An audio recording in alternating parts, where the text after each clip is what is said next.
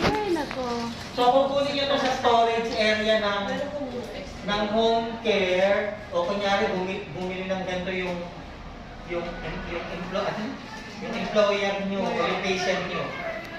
So, kukunin nyo siya sa storage na nakaganito. Tapos, bubuklapin nyo siya, didiinan nila para buklapin. Tapos, pag finish nyo, ihila.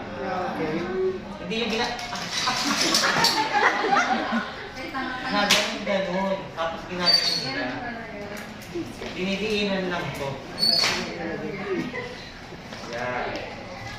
Push handle, armrest, backrest. Oh my gosh! Ayan, sir. Ito nakakabit.